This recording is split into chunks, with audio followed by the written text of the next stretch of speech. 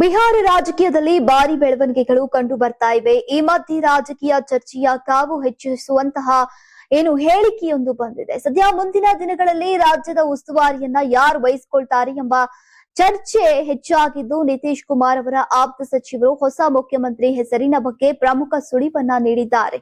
ಮುಂದೆ ಮುಖ್ಯಮಂತ್ರಿ ಯಾರಾಗಬಹುದು ಎಂಬ ಬಗ್ಗೆ ಹೇಳಿಕೆಗಳು ಹರಿದಾಡ್ತಾ ಇವೆ.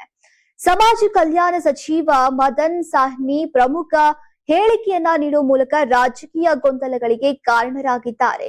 ನೀವು ಸಣ್ಣ ಆಗ್ಬೇಕಲ್ವಾ? ಅದು ಒಂದು ಉತ್ತಮ ಆಹಾರದಿಂದ ಸಣ್ಣ ಆಗ್ಬೇಕಲ್ವಾ? ಪ್ರತಿದಿನ ನಮ್ಮ ಜೀನಿ ಸ್ಲಿಮ್ ನ ಯೂಸ್ ಮಾಡಿ ಯಾವುದೇ ಸೈಡ್ ಎಫೆಕ್ಟ್ ಇಲ್ದಂಗೆ ನೀವು ಸಣ್ಣ ಆಗ್ತೀರಾ.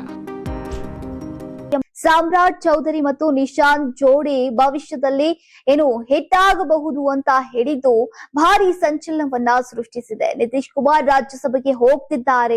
ಅವರು ತಮ್ಮ ಎಂಎಲ್ಸಿ ಹುದ್ದೆಗೂ ಕೂಡ ರಾಜೀನಾಮೆಯನ್ನ ನೀಡಿದ್ದಾರೆ.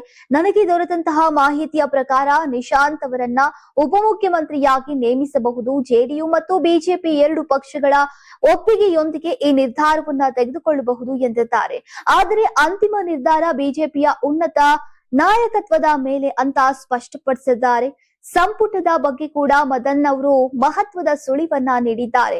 ಹೊಸ ಸರ್ಕಾರದಲ್ಲಿ ಅನೇಕ ಹೊಸ ಮುಖಗಳಿಗೆ ಅವಕಾಶವನ್ನ ನೀಡಲಾಗುವುದು. ಜೆಡಿಯುನ 5 ರಿಂದ 6 ಹಿರಿಯ ನಾಯಕರು ಸೇರ್ಪಡೆಯಾಗುವಂತಹ ಸಾಧ್ಯತೆ ಇದೆ. ಉಳಿದ ಸ್ಥಾನಗಳನ್ನ ಹೊಸ ಮುಖಗಳಿಂದ ತುಂಬಿಸಲಾಗುತ್ತೆ. ನಿಶಾಂತ್ ತಂಡದಲ್ಲಿ ಹೊಸ ಸದಸ್ಯರಿಗೆ ಅವಕಾಶವನ್ನ ನೀಡಬಹುದು. ಹೊಸ ಸರ್ಕಾರ ನಿತೀಶ್ ಕುಮಾರ್ ಅವರ ಮಾರ್ಗದರ್ಶನದಲ್ಲಿ ಕಾರ್ಯನಿರ್ವಹಿಸುತ್ತೆ ಅಂತ ಮದನ್ ಅವರು ಹೇಳಿದ್ದಾರೆ.